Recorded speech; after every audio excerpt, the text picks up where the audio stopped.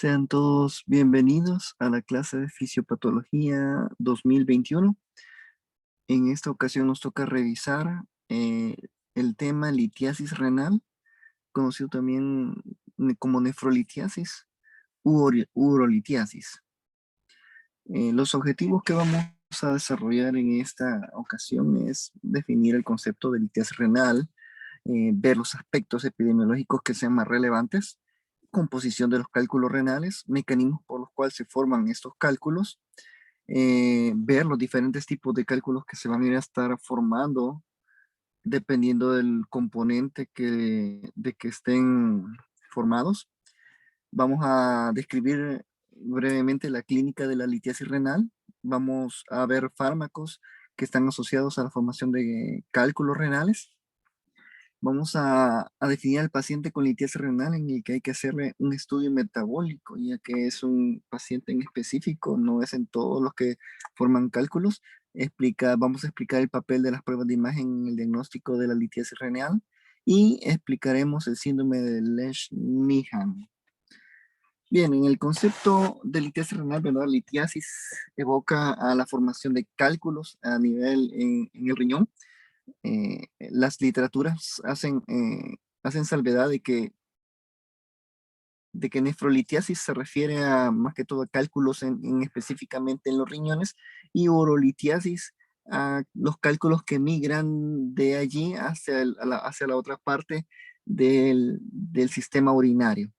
Entonces, pero usualmente son sinónimos, ¿verdad? Litiasis renal, urolitiasis y nefrolitiasis.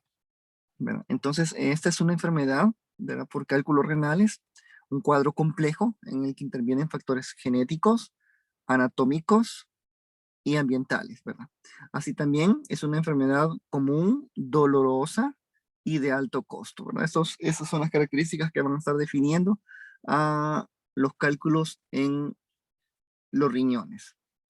Revisemos un poquito de la epidemiología brevemente. Vamos a ver que es relativamente frecuente en la población general, cuya incidencia aumenta notablemente en los últimos años, ¿verdad? Esto debido a los cambios dietéticos, a los cambios climáticos y la incidencia va a estar estimada en el 5% de la población, con una prevalencia en el 5 al 12%, ¿verdad? Y una tendencia a la recidiva. Esto es importante porque nos da a entender que el 50% de los pacientes que son tratados y llegan a curarse o a eliminar los cálculos que le están haciendo problema, a los 5 años van a tener otra vez formación de cálculos. Y un 75% va a los 25 años, va a tener otra vez formación de nuevos cálculos. Predomina más que todo en el sexo masculino, ¿verdad? Los hombres van a estar más afectados en una relación de 2 a 4 por un paciente femenino. Se presenta fundamentalmente en la tercera década de la vida, ¿verdad? La literatura usualmente dice que pueden comenzar a partir de los 30 años, pero que no es exclusivo de esa edad. En las mujeres existe un segundo pico de incidencia sobre la quinta década de la vida como consecuencia de la hipercalciuria inducida por el aumento de la resorción ósea relacionada con la menopausia. Recordemos que en las pacientes femeninas están protegidas de muchas enfermedades, así, por ejemplo, de los infartos al corazón, ¿verdad? Se dan más que todo en hombres y no tanto en mujeres hasta que llegan a la menopausia, ¿verdad? Quedan desprotegidas por la caída hormonal, ¿verdad? Las hormonas protegen de diferentes patologías y en este caso, ¿verdad? Las mujeres a la edad, a entrar a la menopausia, pues van a presentar eh, una pérdida de calcio, ¿verdad? A partir del que está almacenado en los huesos. La población caucásica tiene mayor incidencia, ¿verdad? Que la hispana, la asiática y la afroamericana. Usualmente en todas las literaturas que hemos podido leer o que yo he podido leer, ¿verdad? El caucásico es el que menos nunca tiene, ¿verdad? Y el pobre afroamericano, el chino, ¿verdad? Son los que son más afectados y no digamos los hispanos, ¿verdad? Pero en esta ocasión es el caucásico, es el que está más afectado probablemente por la dieta que manejan o por los climas, el medio ambiente en el que viven. Se ha visto que un 30% tienen un familiar en primer grado afecto de la enfermedad. Eh, el que haya un antecedente familiar, que siempre hay que detallarlo en la historia clínica, duplica la probabilidad de que ese paciente que consulta tenga formación o tenga o tienda a formar cálculos renales, ¿verdad? Entonces es muy importante los antecedentes familiares en esta patología en específico. En cuanto a lo genético, se dice que está ligado a mutaciones en el cromosoma X, donde podrían haber las formas implicados estas, ¿verdad? Estos genes, el OCLR, el CLCN5, según dice, favorece a litiasis cálcicas. Así estos otros que están acá abajo, el PRPS y el HGPRT, están asociados a ácido úrico.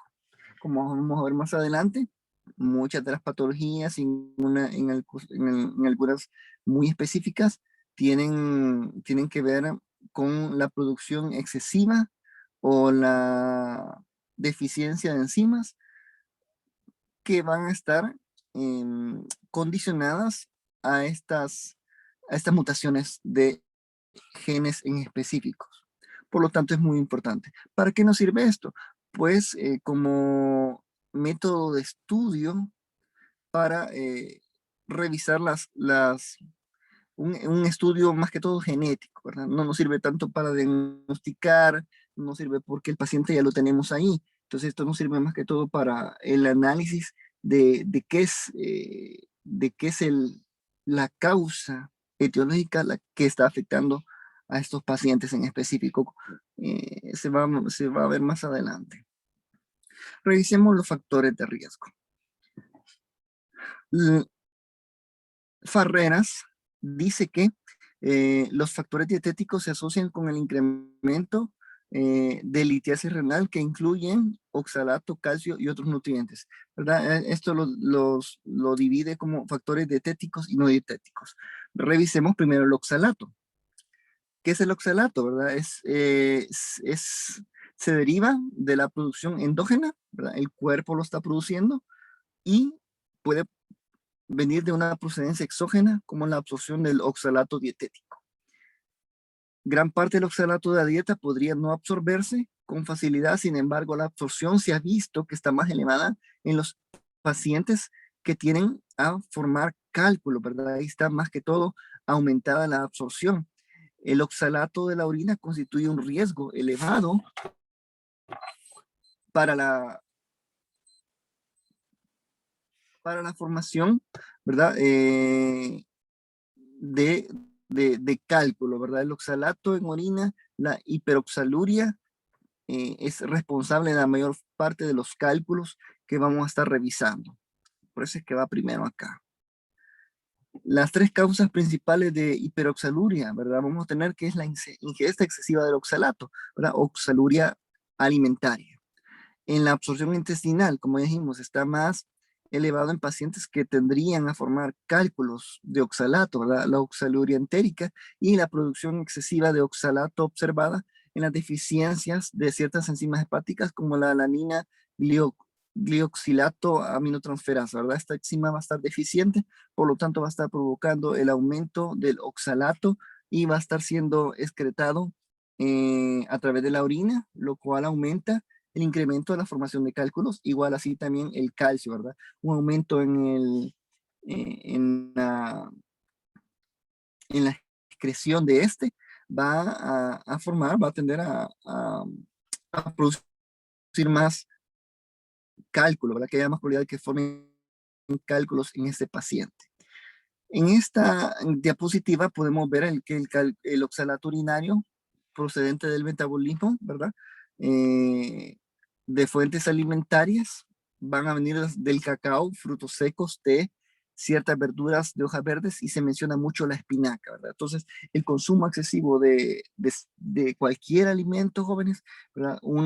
Lo principal es una dieta balanceada, una dieta que equilibre los alimentos y no que sean todos en exceso, ¿verdad? Desde los más sencillos como el consumo de huevos, el consumo de frijoles, el consumo de carnes, tienen que ser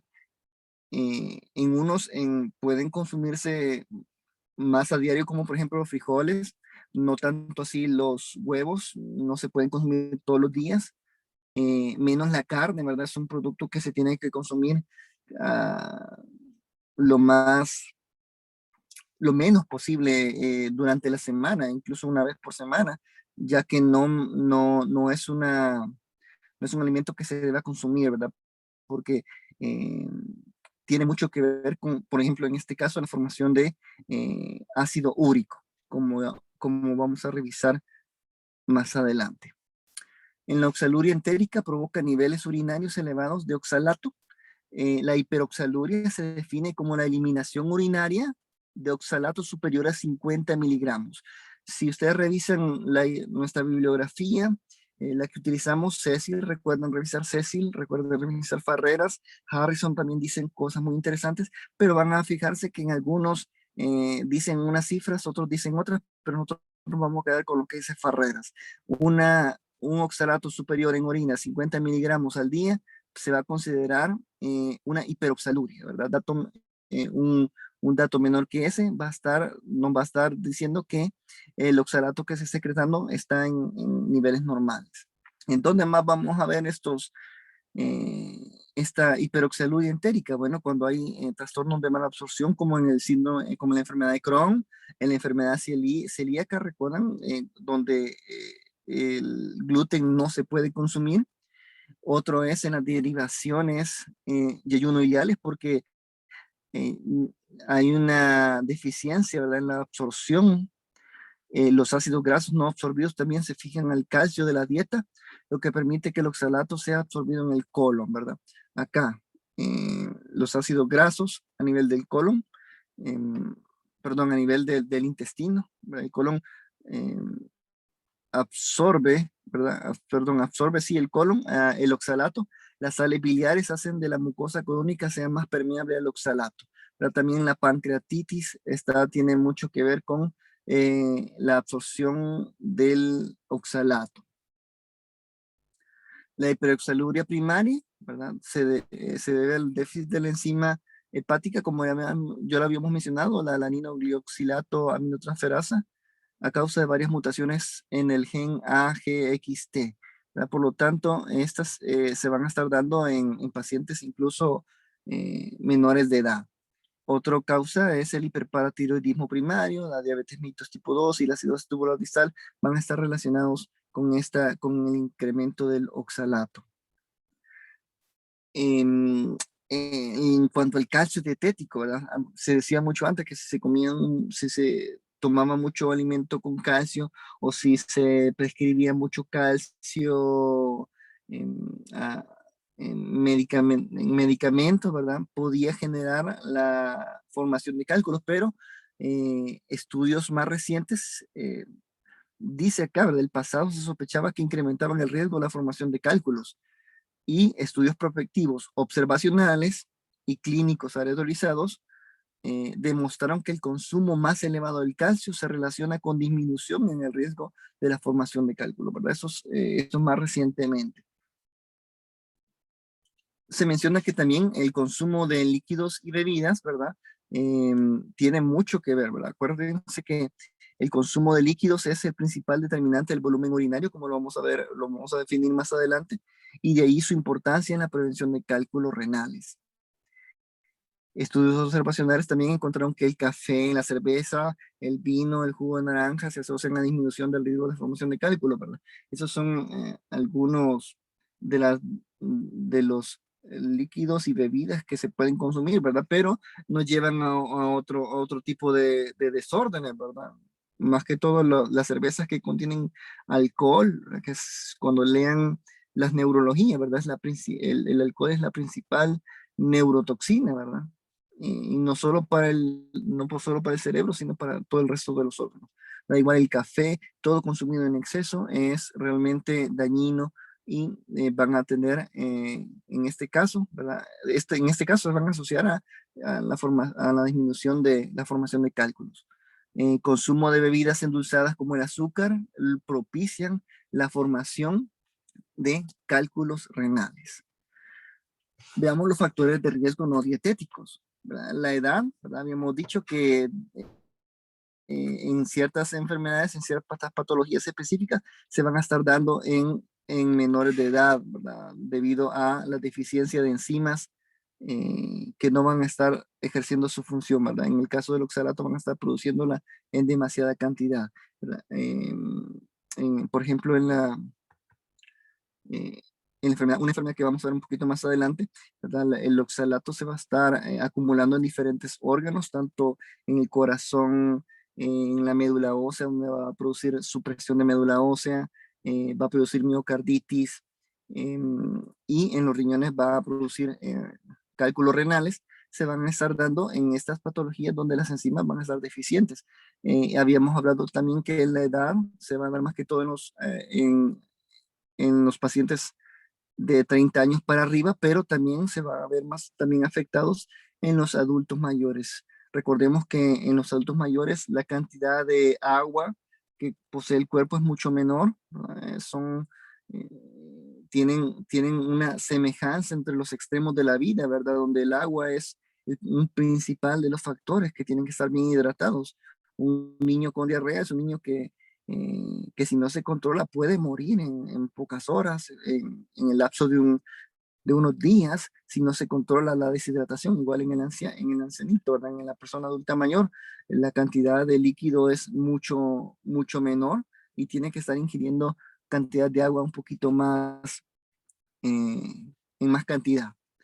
El grupo étnico ya lo habíamos mencionado, que es más que todo afecta a los caucásicos y no tanto a los hispanos, ni a las de raza afroamericanas, ni asiáticos.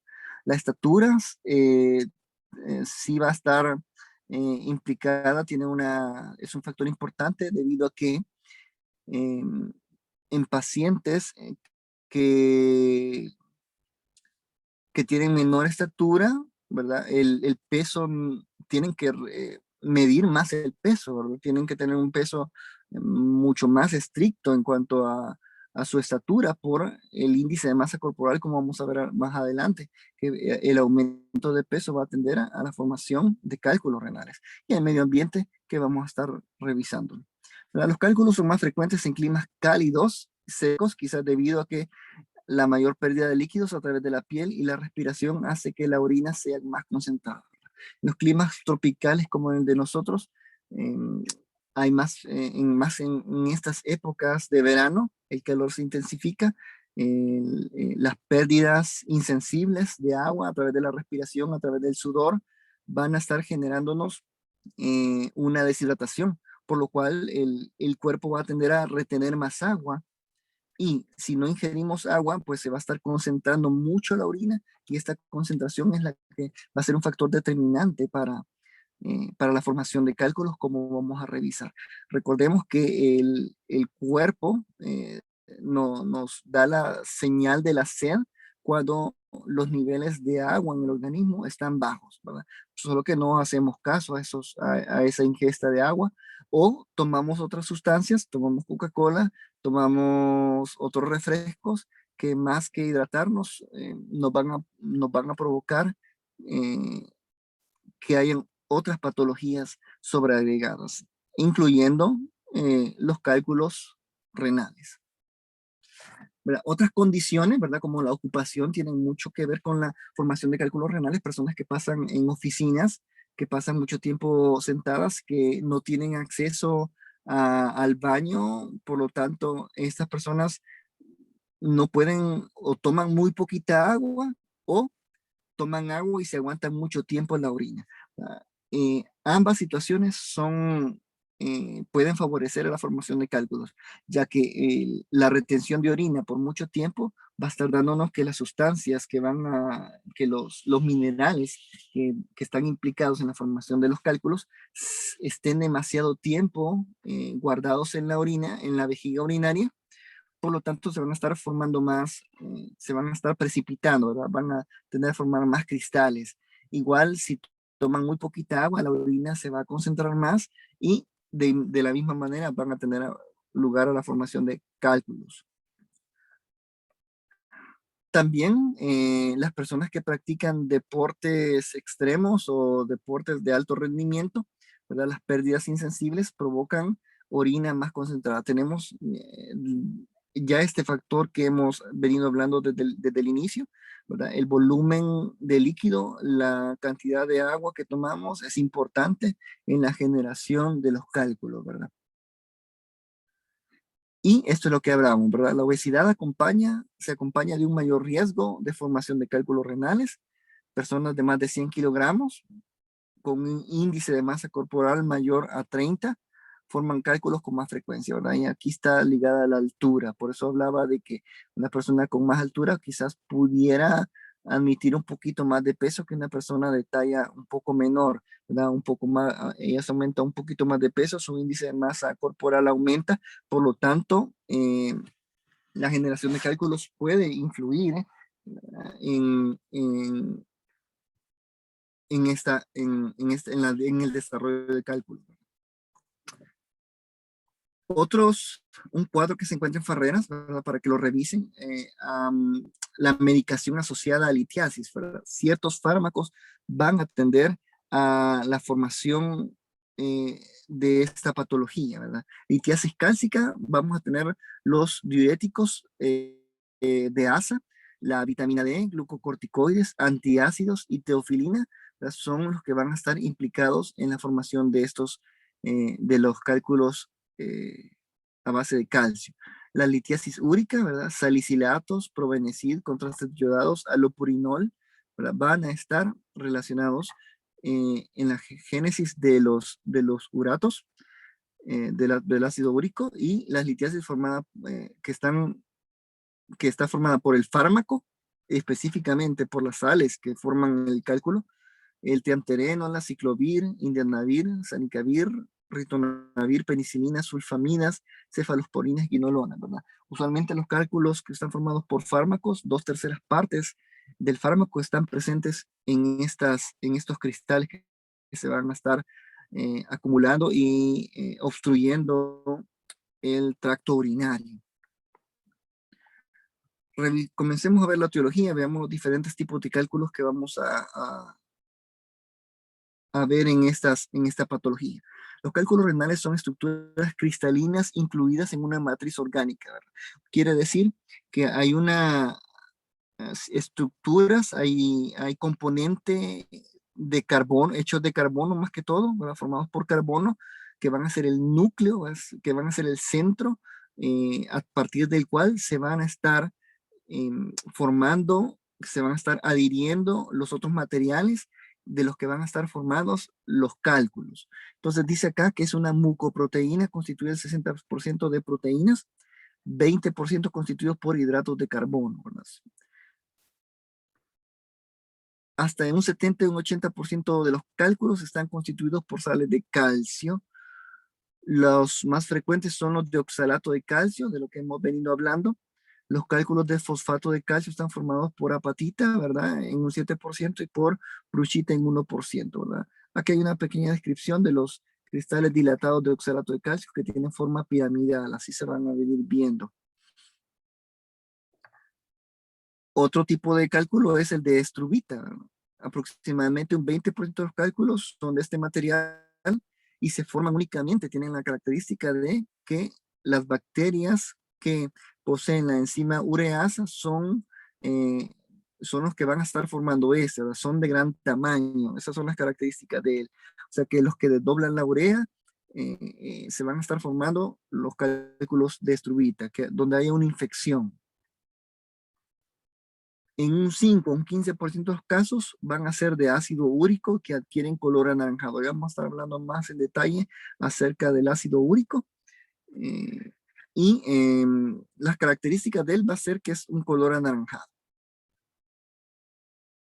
Los cálculos de cistina se dan en menos del 1% de las litiasis son de gran dureza. Esto es importante, ya que al saber cuál es la composición de los cálculos, podemos decidir el tratamiento, ¿verdad? Hay tratamientos como la litrotixia, donde el cálculo va a ser deshecho a partir de ondas de sonido. Se pueden deshacer, pero en este caso son de gran dureza. Lo más probable es que no puedan deshacerse a través de estas ondas.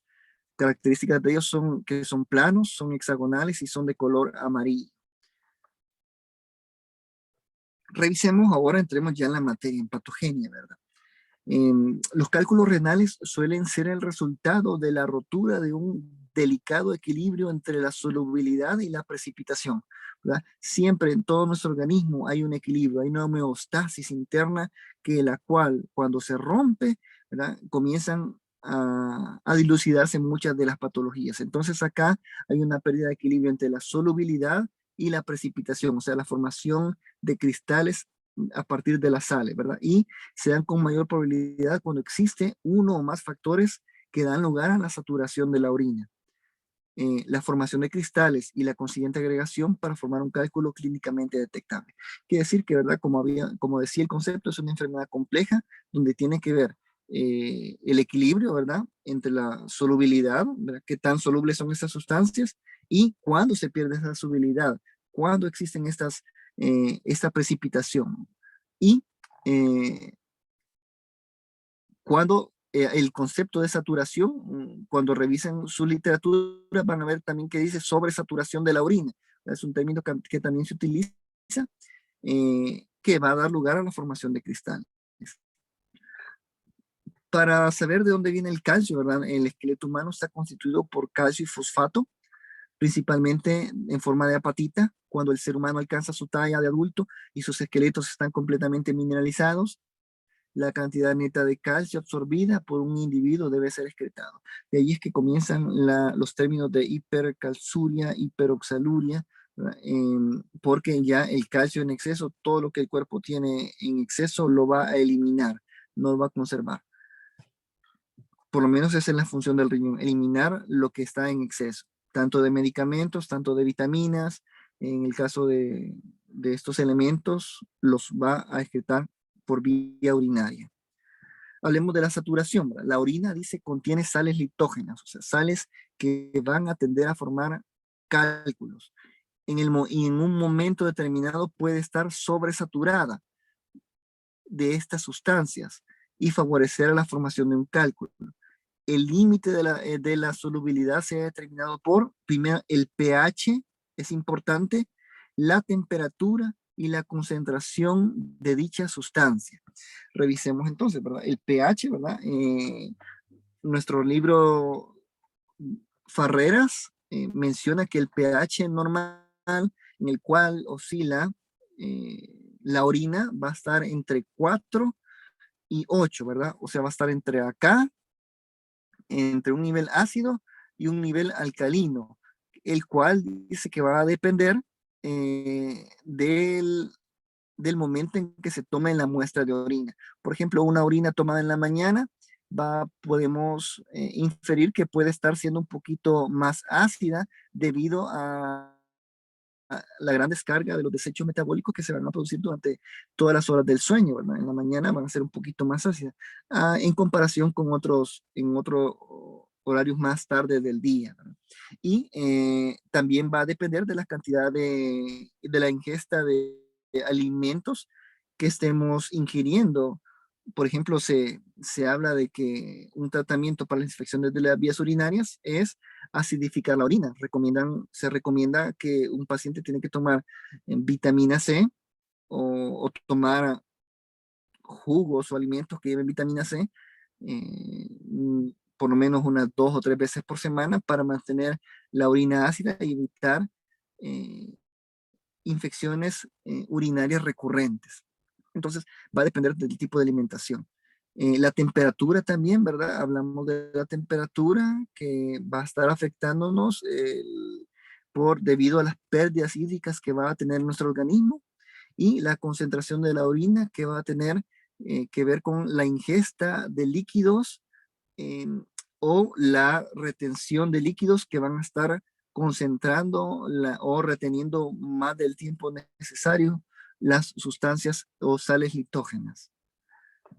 Existe un término que se llama nucleación espontánea, ¿verdad? En el cual las moléculas en solución no pueden mantenerse aisladas entre sí y se agrupan para formar estructuras cristalinas primitivas. Entonces, esa estructura cristalina es la que tiene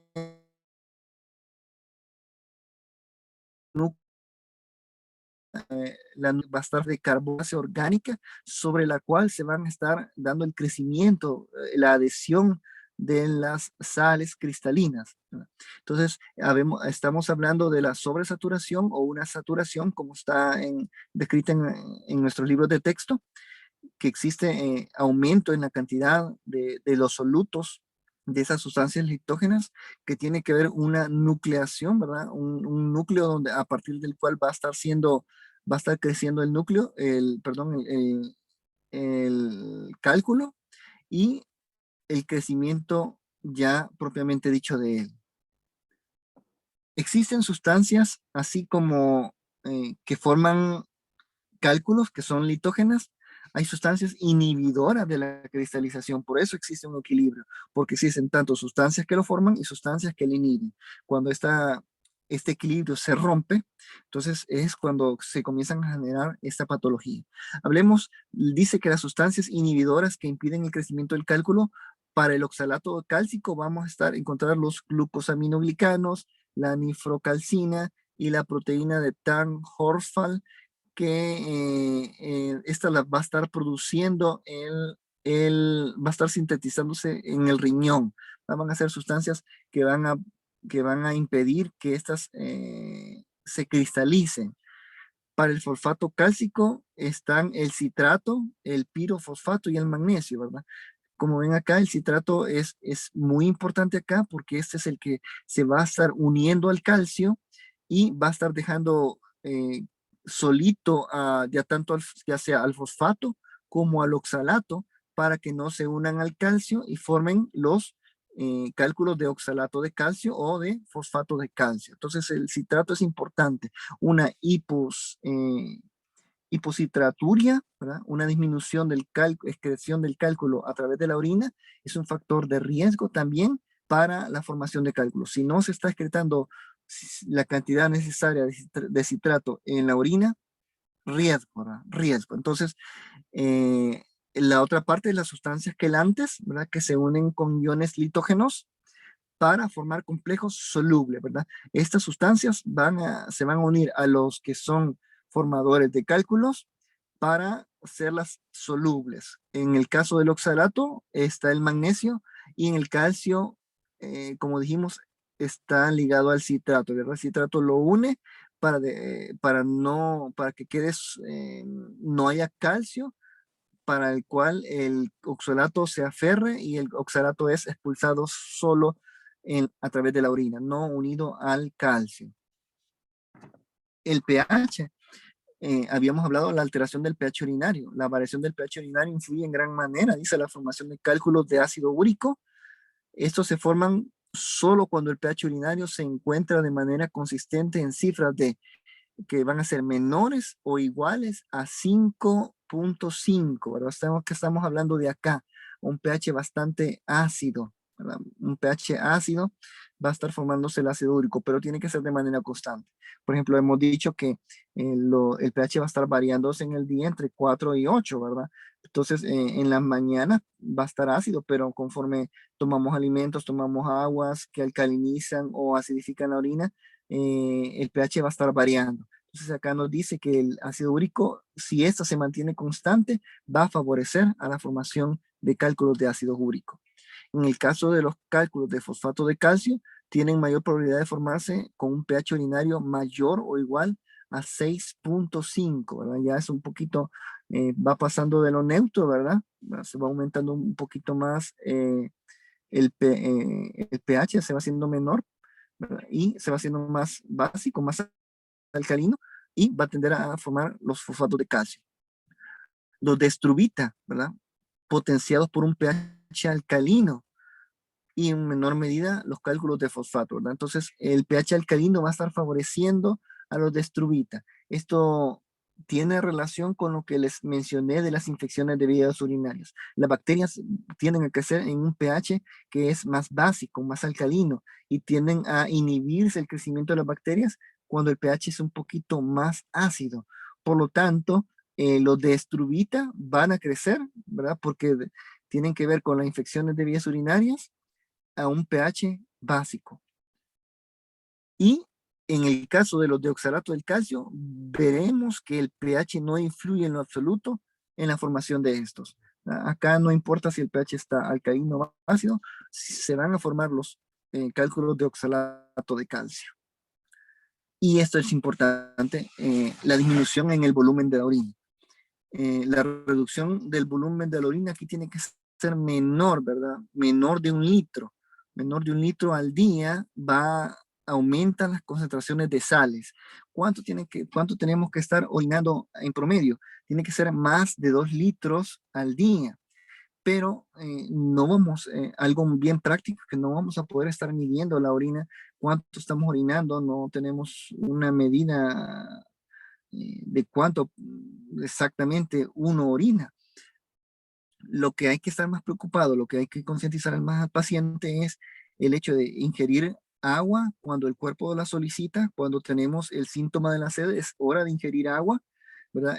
Cuando sentimos la necesidad de miccionar, ¿verdad? De orinar, entonces es hora de ir a orinar, ¿verdad? Porque ambas situaciones, tanto la poca ingesta de agua como la retención urinaria, van a estar tendiendo a formar o van a tender a hacer la génesis de que se estén concentrando las sustancias y se van a estar formando, comience la generación de cálculos. La estasis urinaria, ¿verdad? Favorece la cristalización e incremento el crecimiento del núcleo primitivo, que dijimos que era de tipo orgánico, retener más tiempo en el sistema urinario los núcleos cristalinos formados, ¿verdad? La estasis, la concentración de orina, el no orinar, ¿verdad? Va a estar incrementando esto también. Cálculos de oxalato de calcio se forman sobre depósitos de fosfato de calcio, denominados placas de Randall. Acá vamos a ver cómo se forman estos cálculos de oxalato, ¿verdad? Van a crecer en lo que se llama placas de Randall, que son depósitos de fosfato de calcio, que se van a localizar en las papilas renales, ¿verdad? Por acá está la número 16, la papila renal, ¿verdad? Papila renal. Acá se van a estar alojando las placas de Randall. Veámoslo con un poquito más de detenimiento, ¿verdad? Los cristales de fosfato de calcio surgen alrededor de la porción delgada del asa de Henle, ¿verdad? Que va a estar acá, el asa de Henle. Acá se van a formar los fosfatos de calcio. Dice que extienden hacia el intersticio sin erosionar la luz tubular ni añadir las células tubulares, dirigiéndose hacia el espacio urinario donde se forman las placas de Randall, lo que ya habíamos mencionado. Entonces, estas placas de Randall van a recorrer todo esto, van a llegar hasta el intersticio, van a llegar hasta la papila renal, donde se van a anclar. Luego, en presencia de orina sobresaturada de oxalato de calcio, estos cristales se unen a estas placas aumentando su tamaño. Si estos cristales de oxalato se desprenden, las placas de Randall, de las placas de Randall se forma un cálculo libre que puede migrar, irritar y quizás obstruir el uréter provocando intenso dolor. Aquí vemos, ¿verdad? Que en las papilas se van a estar formando los cálculos, va a estar ubicada la placa de Randall en una orina sobresaturada, en una orina que se va a estar, que va a tener éxtasis, que se va a estar acumulando, van a comenzar a crecer los cálculos. Una vez que se desprenden, van a migrar y pueden migrar hacia el uréter, obstruir el uréter o dañar el uréter, ¿verdad? Producir una lesión, ¿verdad? Esto va a distender el, el, la musculatura, va a distender estas estructuras, lo cual va a provocar el intenso dolor que caracteriza, que decía el concepto que vimos al inicio, a esta patología, ¿verdad? Dice provocando intenso dolor. Entonces, esta es más que todo la génesis de cómo de dónde van a salir esas placas de Randall de las que se han hablado. Dice que esas se pueden observar ya cuando están en la papila renal a través de la uroscopía, pero que realmente si tomamos una tomografía computarizada no van a poder ser evidentes. Veamos las manifestaciones clínicas, hablemos un poquito de ellas porque es importante, ¿verdad? Que la urolitiasis no es letal, los pacientes reportan el peor dolor que han experimentado a lo largo de su vida. Por supuesto, ¿verdad? La dilatación de las estructuras que conforman que conforman el aparato urinario se van a estar distendiendo o se van a estar obstruyendo. Características de ella va a ser el dolor que es de comienzo súbito y de gran intensidad en fosa renal, ¿verdad? Pueden haber síntomas vegetativos, ¿verdad? Aquellos que se acompañan de náuseas, vómitos, palidez, debido a que el dolor es bastante fuerte. Usualmente el dolor de estos pacientes va a ceder hasta que el cálculo sea expulsado. Pueden ser arenillas, puede ser que el cálculo migre, ¿verdad? Entonces, al migrar va a seguir la ruta de los uréteres y así va a estarse, el dolor se va a estar ubicando, ya sea en tanto en fosa renal y si avanza se va a ubicar en abdomen, puede llegar hasta los órganos genitales, por ejemplo, en el hombre puede afectar al testículo, en la mujer los labios mayores, incluso la parte interna del muslo va a estar implicada en el dolor debido a la distribución nerviosa que van a tener los, los nervios que van a estar inervando estas estructuras. Aquí está. Puede irradiarse hacia adelante por el abdomen, hacia abajo al pliegue inguinal, testículos, labios mayores, cuando el cálculo desciende, ¿verdad? Acá está primero ubicado en fosa renal. Si el cálculo migra a través del uréter, va a estar afectando todas estas zonas ya mencionadas. Con frecuencia hay hematuria, incluso macroscópica, ¿verdad? Acá vemos que el cálculo se desprende de la placa de Randall, el cálculo migra, no se queda obstruido, ¿verdad? Migra y va a estar erosionando la pared tubular, lo cual va a provocar una hemorragia. Eso se refiere a una hematuria, sangre en la orina. Entonces la hematuria puede ser tanto microscópica, que no sea observada, solo a través de un examen de orina, nos va a salir el resultado a través de cuántos eritrocitos hay en la orina. Usualmente no tiene que aparecer ni un eritrocito. Eh, Cuando aparecen dos, tres, cuatro, podemos estar sospechando de que haya una lesión, ¿verdad? En caso de hematuria macroscópica ya va a ser casi evidente, se va a ver la orina de color rojo, puede cambiar de colores anaranjado, ¿verdad? No su color natural como amarillo ámbar, sino que va a comenzar a variar anaranjado, rojo o ya sea o rojo intenso, que ya indicaría una hematuria bastante grave, dependiendo del daño que va a estar provocando este cálculo.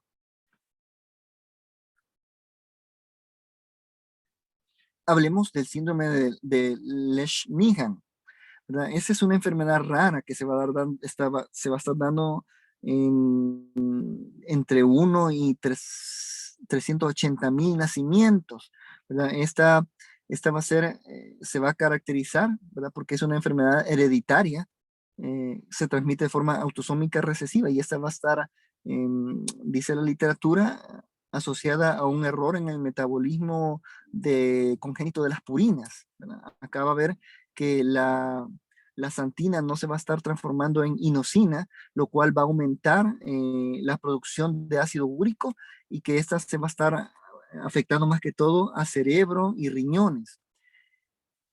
Esta la enzima, el déficit completo de la hiposantina, guarina, fosforribosiltransferasa, es la que va a estar implicada en ello.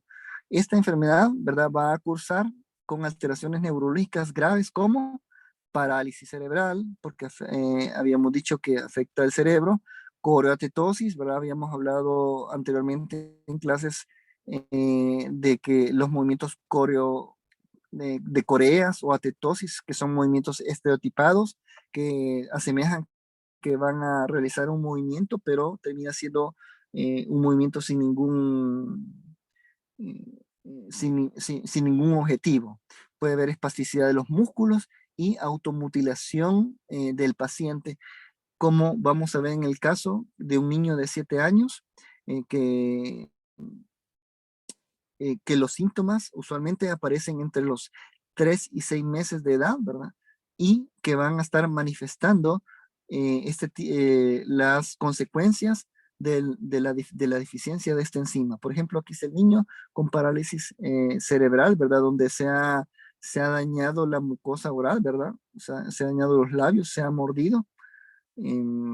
Acá se fotografiaron estas tumoraciones, que son acumulaciones de ácido úrico llamados tofos, ¿verdad? Y la automutilación, ¿verdad? El niño se mutiló, no dice en qué forma la historia clínica, cómo se mutiló el dedo, no, puede haber sido que se lo haya mordido, puede ser que haya utilizado un instrumento, no lo menciona, pero hay automutilación. Esta es una enfermedad definitivamente grave, ¿verdad?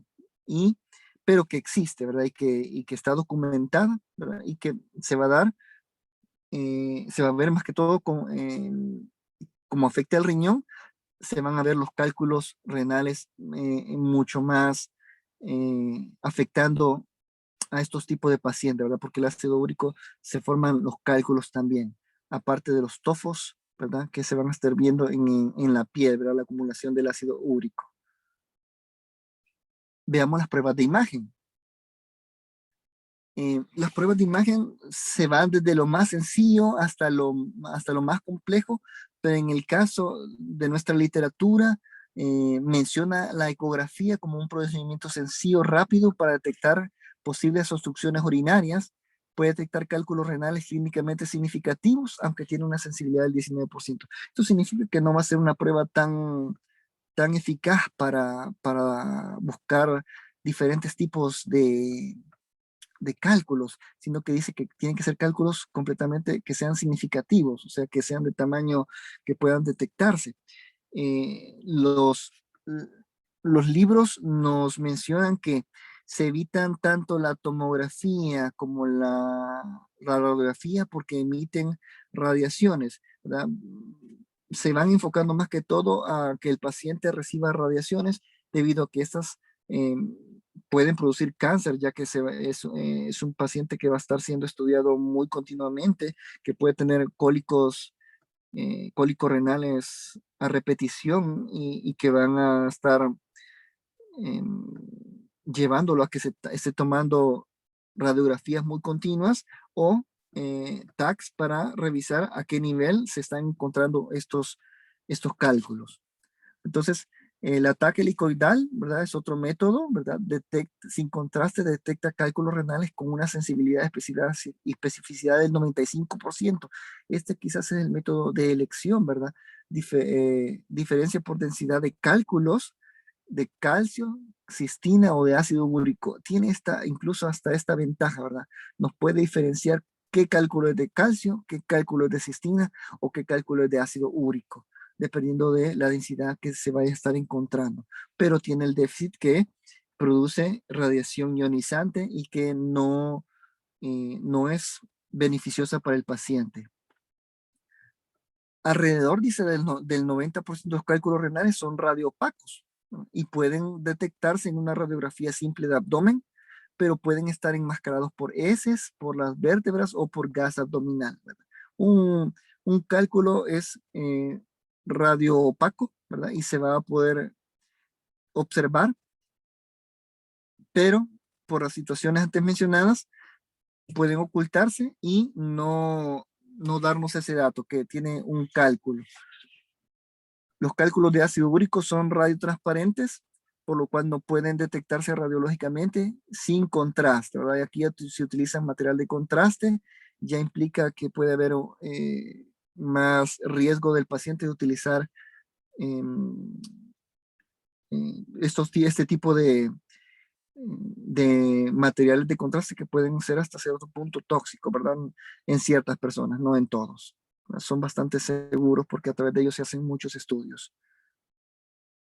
Y para terminar hablando del estudio metabólico, el estudio metabólico de la litiasis está encaminada a identificar la causa de la litiasis con la intención de aplicar un tratamiento específico que deben incluir en este estudio metabólico un perfil bioquímico sanguíneo incluido con el pH, un sedimento y cultivo de orina, determinación en orina de 24 horas, donde vamos a incluir calcio, ácido úrico, ¿verdad? Oxalatos, fosfatos, sodio, cloro, citrato y magnesio, que son las sustancias que hemos estado revisando, que tienen que ver con esa homeostasis, con ese equilibrio que debe de tener la orina para evitar la formación de cálculos debido a que se disminuyen algunos, como el citrato, como el magnesio, o que aumentes otros como el oxalato, como el calcio, como el ácido úrico. También tiene que ver determinaciones de la hormona paratiroidea, de la enzima 25 de la 25 hidroxivitamina D, perdón, y la calciuria en 24 horas en pacientes con hipercalciuria se van a tener que mandar estos exámenes, ¿verdad? Porque tienen que ver con la excreción del calcio, tanto la hormona paratiroidea y la 25 hidroxivitamina D.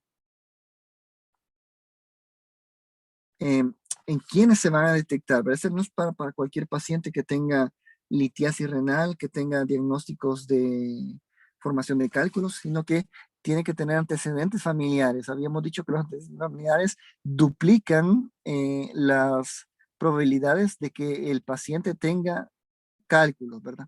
Presencia de litiasis bilateral en ambos riñones sería muchísimo más raro.